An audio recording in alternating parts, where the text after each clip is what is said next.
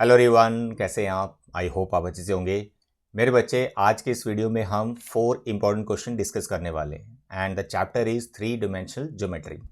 आपको पता होना चाहिए कि यार 3 डायमेंशनल ज्योमेट्री में से जो हमारा प्लेन टॉपिक है सॉरी, वो बिल्कुल डिलीट हो चुका है। तो अभी आपको सिर्फ स्ट्रेट लाइन के डिफरेंट डिफरेंट क्वेश्चन को प्रैक्टिस करना है। तो एनसीईआरटी के अकॉर्डिंग आपको सिर्फ 2 ही एक्सरसाइज करनी है, that is exercise 11.1 and exercise 11.2. 11.1 is based on direction ratios and direction cosines। इस एक्सरसाइज को एकदम परफेक्ट कर लेना। शॉर्ट आंसर में कोई ना कोई क्वेश्चन बन सकता है जहाँ फिर एमसीक्यू में आ सकता है। 11.2 very important long answer type question इसी एक्सरसाइज में से आएगा। और मिसलेनियस में 1-2 क्वेश्चन ही है हमारा सिलेबस में। अगर आप 11.2 अच्छे से कर लेते हैं तो वो मिसलेनियस के क्वेश्चन भी आपके कवर हो जाएंगे, ठीक है। और साथ में 3D चैप्टर में कुछ एक्स्ट्रा क्वेश्चन भी आ जाते हैं, लाइक मतलब एनसीईआरटी में होते नहीं है, कॉन्सेप्ट वही होता है लेकिन स्टेटमेंट थोड़ी डिफरेंट होती है। Like find the foot of perpendicular, find the image of the point drawn from this point, है ना, ये ऐसे क्वेश्चंस। तो आज के लेक्चर में मैंने इसी टाइप के क्वेश्चंस रखे हैं, इमेज वाला, फुट ऑफ परपेंडिकुलर वाला, डिस्टेंस फाइंड करना। तो ये 4 क्वेश्चन जो आज हैं दे आर वेरी इंपॉर्टेंट। अपनी नोटबुक पे इनको प्रैक्टिस करना, ठीक है। हो सकता है इसी में से एक क्वेश्चन आपको 3D का फाइनल में मिल जाए। कॉन्सेप्ट क्लियर है तो क्वेश्चन कहीं से भी आए तो आप कर सकते हो, but these 4 questions are very important, right. So let's start with the question number 1 and this question is find the value of lambda so that these 2 lines are at right angle. भाई देखो, ये दोनों equations जो हैं हमारे पास Cartesian form में हैं। हमको लैम्डा का वैल्यू फाइंड करना है और ये राइट एंगल पे। तो आपने अगर कॉन्सेप्ट अच्छे से सीखा है तो आपको पता है when 2 lines are perpendicular the dot product of their parallel vector is 0, या फिर इनकी डायरेक्शन रेशियोज। तो मैं यहाँ पूरा सॉल्व करके बता देता हूँ कि आपको इसको कैसे सॉल्व करना है। अब आज के जो क्वेश्चंस मैंने लिए ना, इसमें मैंने जो इक्वेशंस ली हैं उनमें भी बच्चों को थोड़ी कंफ्यूजन होती है। जैसे ये इक्वेशंस ले ली ना, तो मोस्टली क्या बच्चे ये जो डिवाइड में लिख रहे हैं ना 3 2 लैम्डा 2, इसी को b1 वेक्टर ले लेंगे, दूसरा वाला b2 हो जाएगा। बट आपको न्यूमिनेटर पार्ट को भी देखना होता है कि जो आपकी कार्टेशियन फॉर्म में है वो अपनी स्टैंडर्ड फॉर्म में भी होनी चाहिए। तो सबसे पहले देखें यार, स्टैंडर्ड फॉर्म में क्या होता है। It is like this, x minus x1 upon a, y minus y1 upon b, z minus z1 upon c। ये है स्टैंडर्ड फॉर्म जो कार्टेशियन वाली है। इसमें देखो जो वेरिएबल है, जो जनरल कोऑर्डिनेट्स हैं x y z, they should be positive और इनके कोफिशिएंट जो हैं वो 1 1 होना चाहिए। लेकिन इस क्वेश्चन में देखें दोनों इक्वेशंस में प्रॉब्लम है। तो आपने पहले इन दोनों इक्वेशंस को स्टैंडर्ड फॉर्म में कन्वर्ट करना है। तो मैं यहाँ पे वो कन्वर्ट करके आपको बता रहा हूँ।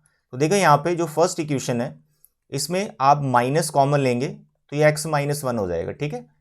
जो 1 माइनस एक्स है इसका माइनस कॉमन लेंगे, ये x माइनस 1 हो जाएगा। जो माइनस कॉमन आएगा वो आपके पास जो डिवाइड में 3 है उसके साथ आपने इसको लगा देना है, लाइक दिस। तो जब तक स्टैंडर्ड फॉर्म में नहीं आप फॉर्मूला आपको याद आप लगा रहे हो, वो गलत हो जाएगा। तो स्टैंडर्ड फॉर्म में आपको करना है, ठीक है।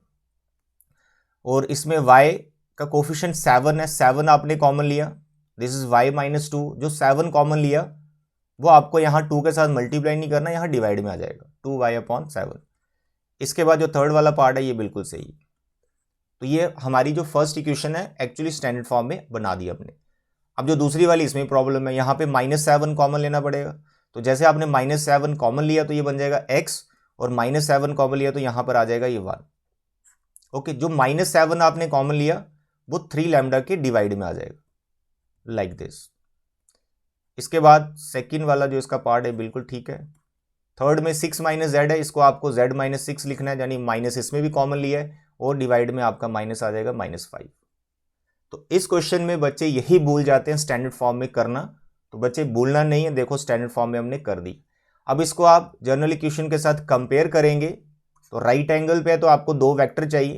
तो एग्जाम में जैसे मैं लिख रहा हूँ आप ऐसे डायरेक्ट लिख सकते हैं कि इसका b1 वेक्टर और b2 वेक्टर क्या होगा।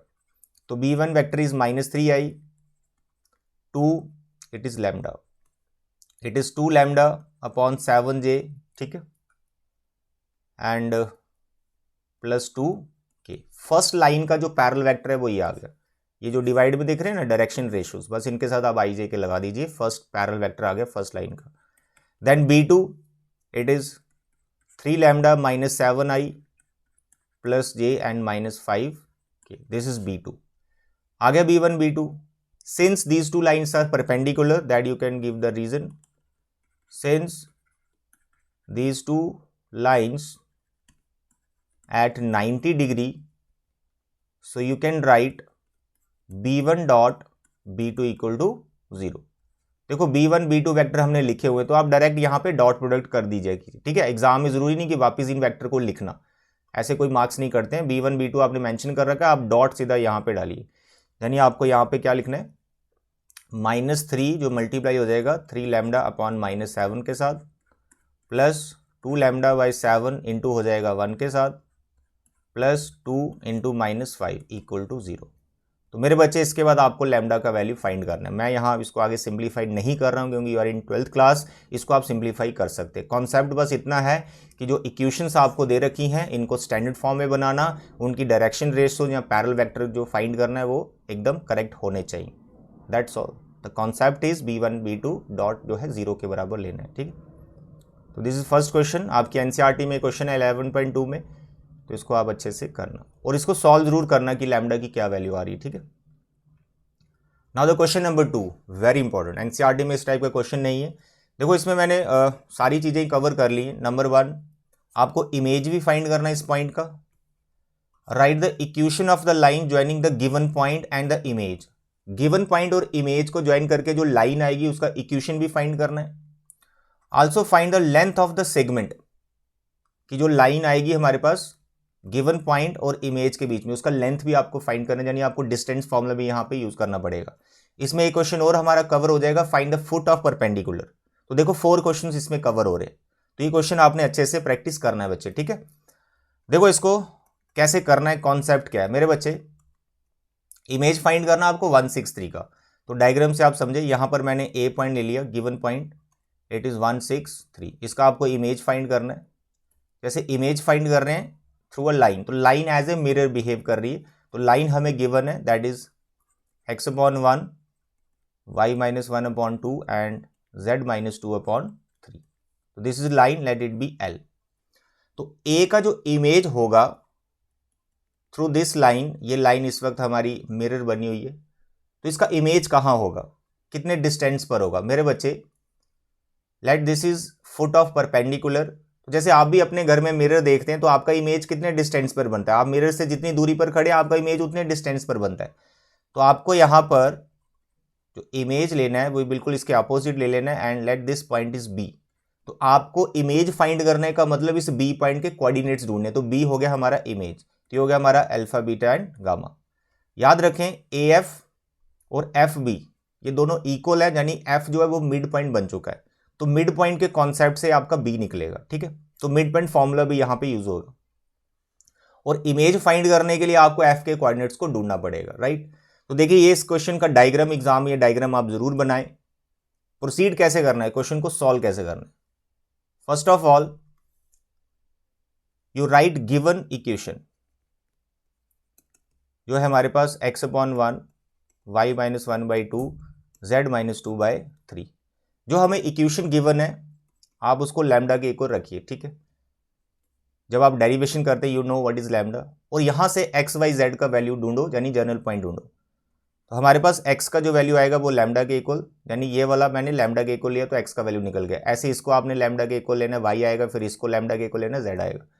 तो यहाँ पर हमारे पास जो y आ रहा है दैट इज 2 लैम्डा प्लस 1, और जो z निकल रहा है दैट इज 3 लैम्डा प्लस 2. ये जो पॉइंट आया हमारे पास, this is any point on the line, क्योंकि जनरल पॉइंट हमने निकाल लिया ना, तो इसको आपने कंसीडर करना है कि ये f के कोऑर्डिनेट्स आ गए. Lambda 2 lambda plus 1, 3 lambda plus 2.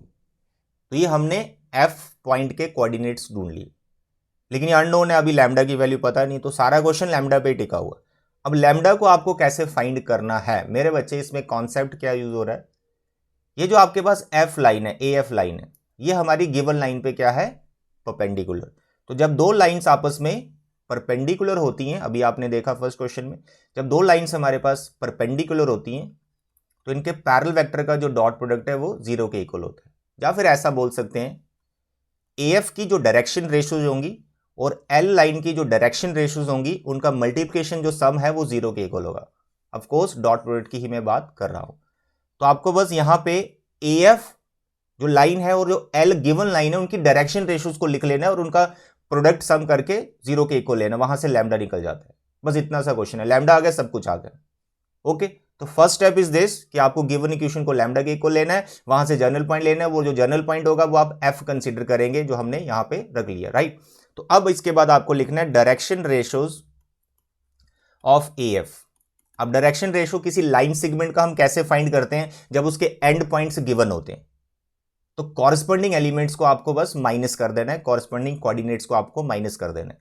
यानी लैम्डा में से क्या माइनस हो रहा होगा 1, 2 लैम्डा प्लस 1 में से क्या माइनस हो रहा होगा 6, ठीक है। F के जो कोऑर्डिनेट्स हैं और जो A के जो कोऑर्डिनेट्स हैं इनको रिस्पेक्टिवली हम माइनस कर रहे हैं। इसी तरह से हम लाइन सेगमेंट की डायरेक्शन रेशियोज को फाइंड करते हैं जो आप 11.1 में सीखते हो।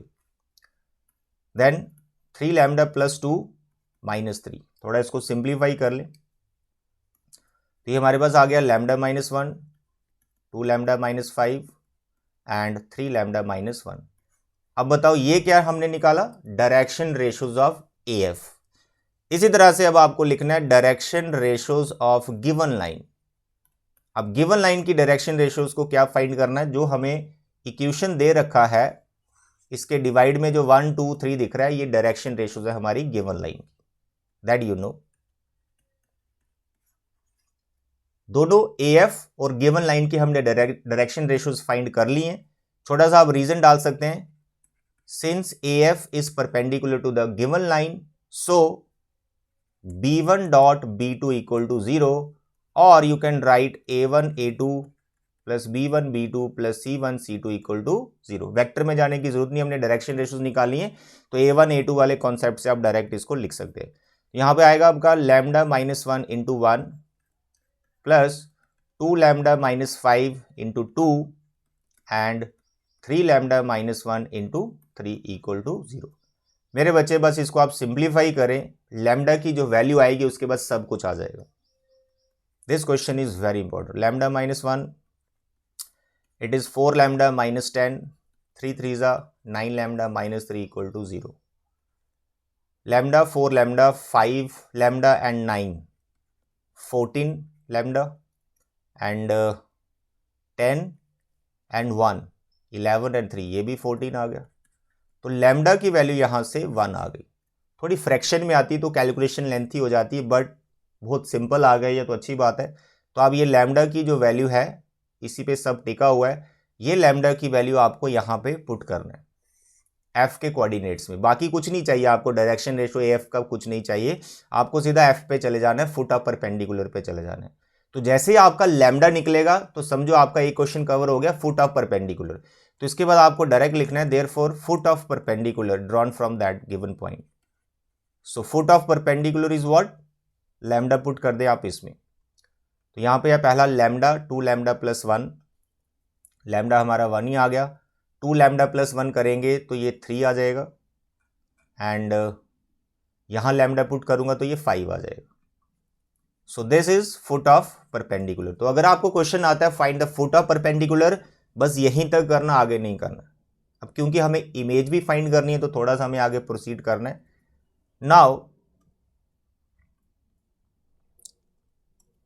इमेज फाइंड करना है तो आपको यहां पे लिखना है here F is what, mid point. F is what, mid point of AB।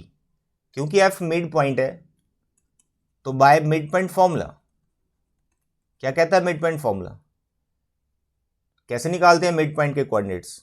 देखो यहां पर मैं फिर से डायग्राम बनाता हूं, आपको A गिवन है 1 6 एंड 3। लेट मी चेक, आपका जो A है दैट इज यस 1 6 3, और आपका जो B है, आपका जो B है यानी जो इमेज है उसको मैंने अल्फा बीटा गामा। मैं बोलूंगा यार इस AB का मिड पॉइंट फाइंड करो, तो आप कैसे फाइंड करेंगे, इसका first divide by 2, that you no mid point formula. तो आपके पास आएगा 1 plus alpha by 2 first coordinate, और ये किसके को लेंगे 1 के को लेंगे, क्योंकि AB का मिड पॉइंट तो F है, वो ऑलरेडी हमने ढूंढ लिया। यहां से आपके पास अल्फा आ जाएगा। उसके बाद 6 plus beta divide by 2 is equal to 3 and then 3 plus gamma divide by 2 is equal to 5। From here you can find alpha beta and gamma. तो अल्फा की वैल्यू कितनी आ रही है बेटा यहाँ से 2, यहाँ पे आएगा 2, 2 में से 1 जाएगा 1। फिर बीटा की वैल्यू 2 यहाँ से आएगा 6, 3 to the 6 तो बीटा आपका 0 आ गया। फिर गामा का वैल्यू ये आएगा 10, 10 में से 3 7। तो ये जो कोऑर्डिनेट्स आए 1, 0 and 7 what is this image के कोऑर्डिनेट्स निकाले, दैट्स ऑल। लैम्डा पे टिकी है सारी बातें। तो ये सब हो गया। अब नेक्स्ट क्वेश्चन क्या था इसका, इसी में फुट ऑफ परपेंडिकुलर हो गया, इमेज हो गया। अब ये पूछ रहा है find the equation of the line joining the given point and image. मेरे बच्चे यहां कर रहा हूं गिवन पॉइंट, हमारे पास जो गिवन पॉइंट था वो था 163 और जो हमने इमेज फाइंड की वही हमारे पास 1 इमेज 1 0 एंड 7 1 0 एंड 7। ठीक है, तो जब कोई लाइन 2 पॉइंट से पास कर रही है तो उसका इक्वेशन हम कैसे बनाते हैं, तो मैं यहां फॉर्मूला लिख के बता रहा हूं x minus x1 divide by x2 minus x1, y minus y1 upon y2 minus y1, z minus z1 upon z2 minus z1। इस फॉर्मूले से आपने ए बी का इक्वेशन बना लेना। ये था उसका नेक्स्ट क्वेश्चन। अब इसको x1 y1 z1 मान लो, इसको x2 y2 z2 मान लो, तो हमारे पास आ जाएगा x minus x1 divide by, इनका माइनस करना है 1 में से 1 0, फिर y माइनस y1, फिर इनको माइनस करना आपने 0 में से 6 माइनस 6, फिर यहाँ पे आ गया z माइनस z1, फिर आएगा 7 minus 3 4। This is equation of the line A B. अगर इसको आपने वेक्टर फॉर्म में कन्वर्ट करना है दैट यू कैन डू।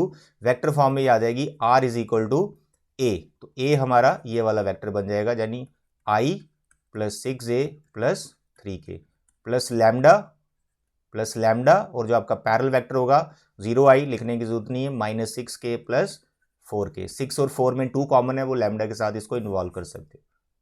आ गया इमेज, सॉरी इक्वेशन बन गया। एक क्वेश्चन हो रहा है इसका, find the length of the segment joining the given point and its image. Image और गिवन पॉइंट को ज्वाइन करके जो लाइन बनी उसका लेंथ भी निकालो, यानी इसे ए बी का लेंथ भी ढूंढना आपको। बहुत सिंपल है, डिस्टेंस फॉर्मूला क्लास 11th का या 10th का, तो 1 माइनस 1 0 0 का स्क्वायर प्लस फिर 6 में से 0 6 6 का स्क्वायर, फिर 7 में से 3 3 का स्क्वायर 4 का स्क्वायर। ठीक है, दैट्स ऑल। ये आ गया आपके पास 36 प्लस 16। आई होप आप इनको आगे ऐड कर सकते हो। तो ये था एक खतरनाक क्वेश्चन, बच्चों को बहुत प्रॉब्लम करता है, तो मैंने हर एक कॉन्सेप्ट इसका यहाँ पे आपको बता दिया। Image, foot of perpendicular, length निकालना, इक्वेशन फाइंड करना। तो इस क्वेश्चन को आप एक बार खुद प्रैक्टिस जरूर करना। ठीक है, चलिए आगे बढ़ते हैं। Now the next question is find the shortest distance between the following pair of lines. देखो, जब भी शॉर्टेस्ट डिस्टेंस का क्वेश्चन आएगा तो एक चीज का ध्यान रखना, जो 2 लाइंस आपको गिवन होंगी कहीं वो पैरेलल लाइंस तो नहीं। अगर वो पैरेलल लाइंस आई तो आप वो फॉर्मूला इसमें अप्लाई नहीं करेंगे जो आप स्क्यू लाइंस के लिए अप्लाई करते हो, वहीं पर कंफ्यूजन हो जाती है। तो यहां पर पैरेलल लाइंस आपको कैसे देखनी है, जो इनके पैरेलल वेक्टर होते हैं ना, जो इनकी डायरेक्शन रेशियोज होती हैं, जैसे इसकी 2 3 1 है, इसकी भी अभी बता रहे। तो अगर ये डायरेक्शन रेशियो सेम है या प्रोपोर्शनल है, समझो वो पैरेलल लाइंस है। उसका भी मैंने क्वेश्चन एक ले रखा है, वो मैं बताऊंगा। फिलहाल ये स्क्यू लाइंस है। ठीक है, तो यहां पर इस क्वेश्चन को लेने का क्या मकसद है, ये जो यहां पर मैंने लिखा ना z इक्वल टू 2, यहां बच्चों को कंफ्यूजन होती है, सर इसको स्टैंडर्ड फॉर्म में कैसे कन्वर्ट करना है, इसकी डायरेक्शन रेशियोज कैसे होंगी, तो वो मैं यहां पे आपको बताने वाला हूं। तो पहले शॉर्टेस्ट डिस्टेंस का फॉर्मूला जो आपने याद कर रखा है वो क्या है, a2 माइनस a1 डॉट आता है इसमें b1 क्रॉस b2, यह आपका मैग्नीट्यूड में, और नीचे जो b1 क्रॉस b2 का मैग्नीट्यूड। ये फॉर्मूला है हमारा shortest distance between skew lines का। और एक फॉर्मूला और है डिस्टेंस बिटवीन लाइंस, बट वो लाइंस स्क्यू लाइंस नहीं होती, वो ऑन द सेम प्लेन होती हैं and they are called parallel lines, ऐसा बोल सकते हैं। Shortest distance between the parallel lines, कई बार वहां पर मेंशन नहीं होता कि ये लाइंस पैरेलल हैं या नहीं, आपको खुद ही वहां पर देखना पड़ता है कि लाइंस पैरेलल हैं या नहीं। तो ये लास्ट क्वेश्चन हमारा वही है। तो पहले इस क्वेश्चन को ध्यान से देखें, a2 minus a1 dot b1 cross b2 and this कैसे आपको फाइंड करना है और इसको कैसे टैकल करना है अगर ऐसे कॉमा लगा के z इक्वल टू 2 आ जाए। मेरे बच्चे फर्स्ट लाइन में कोई दिक्कत नहीं है, फर्स्ट लाइन हमारी ठीक है, x minus 1 upon 2 y plus 1 upon 3 and here z equal to z। अब z में से कुछ भी माइनस नहीं हो रहा, 0, और डिवाइड में यहाँ पे 1 लिखना है। तो इसकी स्टैंडर्ड फॉर्म आ गई। फर्स्ट लाइन से हमारे 2 वेक्टर निकल रहे हैं, टोटल आपको 4 वेक्टर चाहिए, 2 पोजीशन वेक्टर 2 वेक्टर। तो यहाँ पर आपका जो a1 है वो आपका आ गया i minus j and 0k। तो फिलहाल 0 के ऐसे लिख लेता हूँ आपको समझाने के लिए। यहाँ से 1 आ गया, यहाँ से -1 आएगा, ध्यान रखना, और यहाँ से 0। और इसका जो पैरेलल वेक्टर है B1 वो आपकी डायरेक्शन रेशियो से आ गया 2i + 3j + k। ठीक है, A1 B1 बना ले फर्स्ट लाइन से। अब सेकेंड लाइन देखो ध्यान से, x + 1/3, इसमें कोई प्रॉब्लम नहीं। y - 2/1, इसमें कोई प्रॉब्लम नहीं। अब जो z = 2 दिया ना, यहाँ कॉमन लगाया, इक्वल नहीं, आप यहाँ पर इक्वल डालो, और z = 2 को क्या लिखना है, z - 2 कर लेना है, और डिवाइड में 0 लगाना। जब भी ऐसे z = या x = दिया हो, इस नंबर को उधर ले जाओ, माइनस का हो जाएगा या प्लस का, जो भी इसका साइन होगा, z - 2 बन गया, डिवाइड में 0 लगाना। ठीक है, अब यहां से जो आपका A2 वेक्टर बनेगा, दैट यू नो -i, ठीक है, x + 1 से आपका -i बनेगा, y - 2 से आपका +2j बनेगा, और यहां से आपका +2k बनेगा। और इसका जो B1 वेक्टर होगा, B2 वेक्टर होगा, इट इज 3i + j, और 0 है तो 0k। तो ये 4 वेक्टर्स आपको चाहिए इस क्वेश्चन को लेने का। फिर मैं बता रहा हूं, वही मकसद है, यहां पर थोड़ी सी प्रॉब्लम आती है स्टूडेंट्स को, वो मैंने यहां पे आपकी क्लियर की है, राइट। तो बाकी शॉर्टेस्ट डिस्टेंस का फॉर्मूला आप सबको याद होता है, दैट यू कैन अप्लाई। तो here I am now finding all the terms. तो यह है, यहां पे मैं सजेस्ट करूंगा आपको कि सबसे पहले आप जो है B1 क्रॉस B2 को फाइंड करें, और इसका मैग्नीट्यूड जल्दी से निकाल लेंगे। तो it is I J K B1, it is 2 3 1 B2 3 1 and 0। I hope आप क्रॉस प्रोडक्ट कर सकते हैं दो वेक्टर का। I रो कॉलम गए, it is 0 - 1 - j, row column गए, it is 0 - 3 + k, row column गए, इट इज 2 - 9। कोई एरर होगा तो यार बता देना, आप भी एक बार इसको प्रैक्टिस जरूर कर लेना, ठीक है। -7।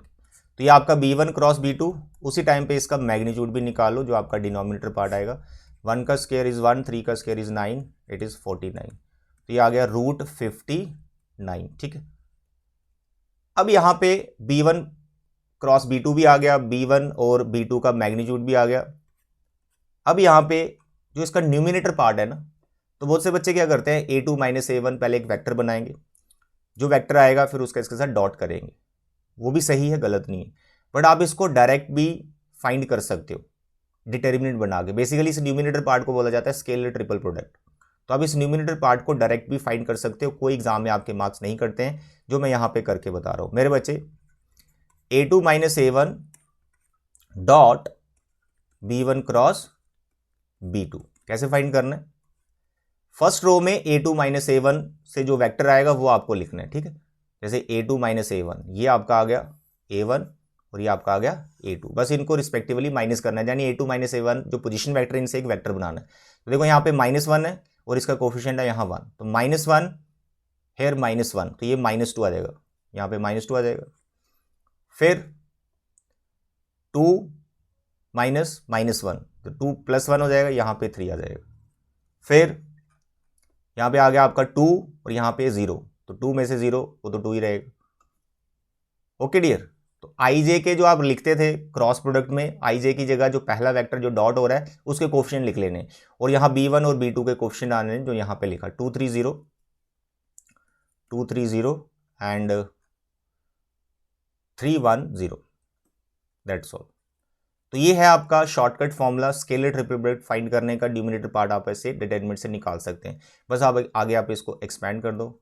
-2 रो गया कॉलम गया, 0 - 0 ये 0 हो गया। फिर -3 रो गया कॉलम गया, फिर ये 0 आ गया।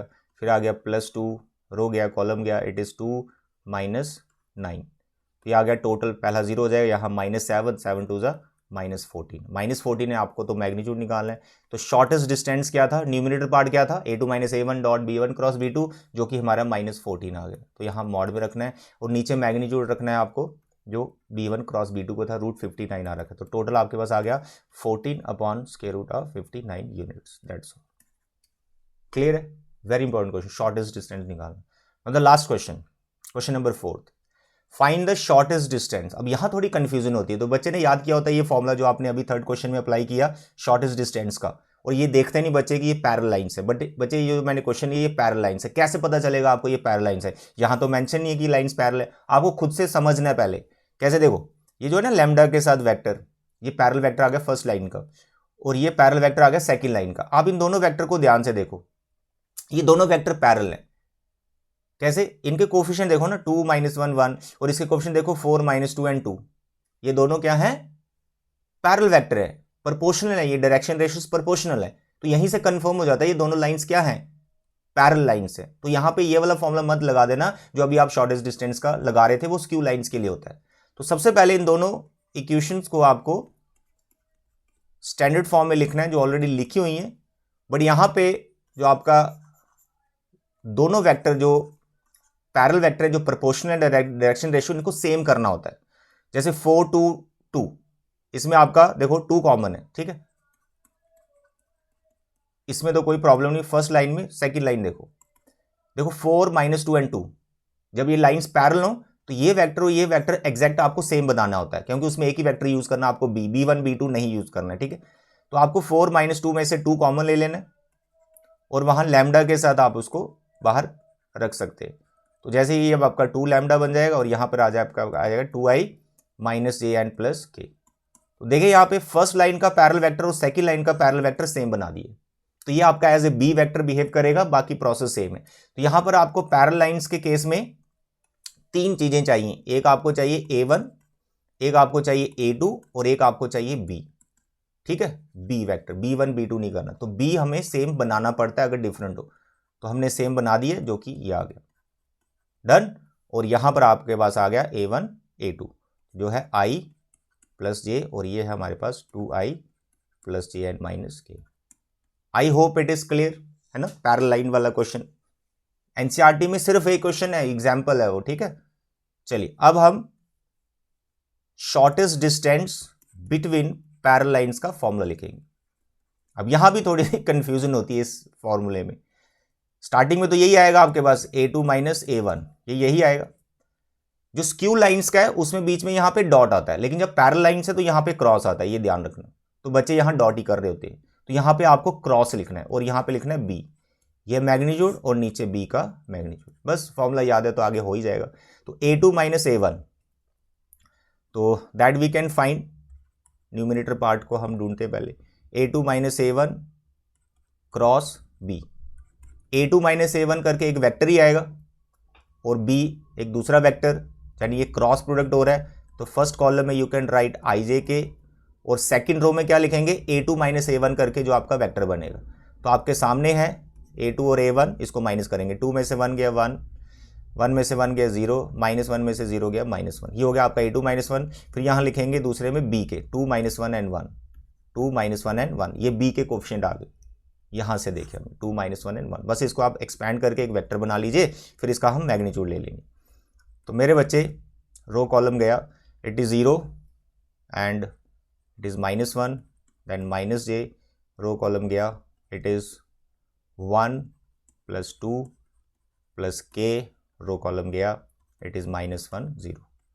तो hair -i and -3j -k, फिर आप इसका मैग्नीट्यूड ले लीजिए, a2 - a1 क्रॉस b का magnitude, that you know how to find, it is 1 9 and 1, यानी आपके पास आ गया ये 11, √11, डन।